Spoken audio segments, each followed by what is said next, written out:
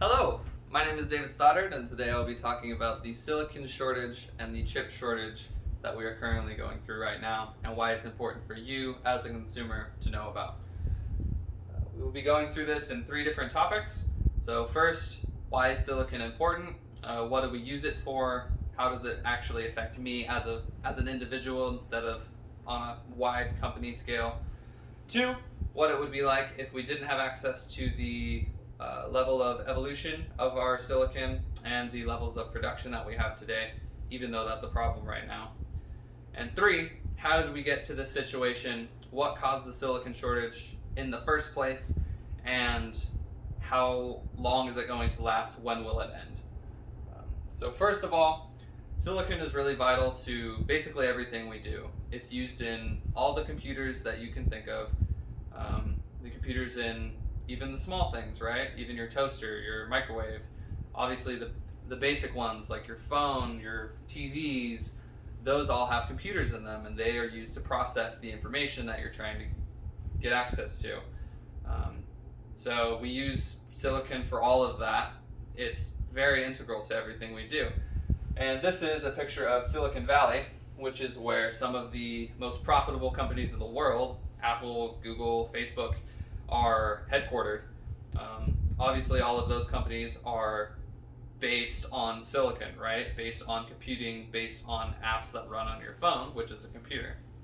So, what it would be like if we didn't have access to all of this, all of these advancements in silicon, all of these tiny microchip processors that fit in the palm of your hand in your phone. We would have to use things like this. This is a picture of the ENIAC, which is the Electronic Numerical Integrator and Computer, which was a computer that was used at the end of World War II, and was the size of an entire room, required a team of people to run. It cost about $7 million in today's money. So imagine buying a computer for school and they ring it up and says that'll be $7 million. You probably wouldn't buy it. But it was that big because it wasn't nearly as efficient as ours are today. Our computers are about 100 octillion times. That's what that number looks like. It's one with 32 zeros after it. More efficient today than they were at the end of World War II about 60, 70 years ago. So we've made a lot of improvements, a lot of advancements, and that's why our silicon shortage is such a big problem, because we are expected to do things a lot quicker. You're expected to get 100 emails done at work, where before you were expected to get one a week. It's just a different time that we live in. But what actually caused the silicon shortage was obviously COVID-19 plays a part in every facet of our lives today. It has revolutionized how we do school, education, how we work from home, how people run their home offices. Even the ability to have a home office was not a thing before COVID-19 in some locations, and has drastically changed everything pretty much. Emily Taylor, who is the host or the CEO of Oxford Information Labs, is talking about how COVID-19 has affected some industries specifically. And she says, when the car industry started to ramp up production in response to the rollout of COVID-19 vaccines this year and the anticipated return to near normal, it found that the chip manufacturers were busy supplying other industries. No chips means no new cars. So it affects everything, right? No one thinks about your car having a computer and that being a problem, but she mentioned that they were busy supplying other things, right?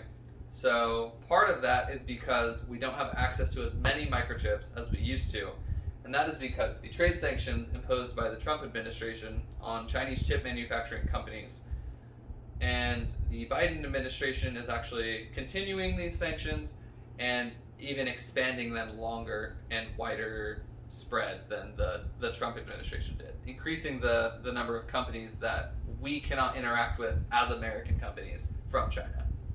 So that basically means we can't get Chinese microchips, so we have to get them from somewhere else, or we have to make them ourselves, which is obviously much more expensive than getting them from China. That means all the prices of all of our tech, all of our cars, all of our electronic appliances in our kitchens, everything increases drastically. So I made a PC myself about 2 years ago, and it cost about $2,000. And that same PC, those same parts, if I bought all the parts that I bought 2 years ago, would be $4,000 or $5,000. So a 250% increase in price is ridiculous, obviously. So holding off might be a good idea. But just as a quick recap, why silicon is important. We need silicon to effectively function in our work and our personal lives. The computer, the big computer, $7 million computer that I mentioned was the ENIAC, or the Electronic Numerical Integrator and Computer. The price of computer parts and electronics in general is extremely high now due to supply and demand. And this was caused by two things really: the coronavirus and the sanctions imposed on Chinese chip manufacturing companies by the Trump administration. So that's why we're in a silicon shortage. It may last anywhere from the end of 2022 to anywhere from 2025, 2027. No one really knows how long it will last. Obviously, the trade sanctions being a key factor in this. If those get repealed, it will probably last much shorter because everyone can kind of work together to overcome it. But thank you for listening to my presentation. I hope you have a wonderful, wonderful day.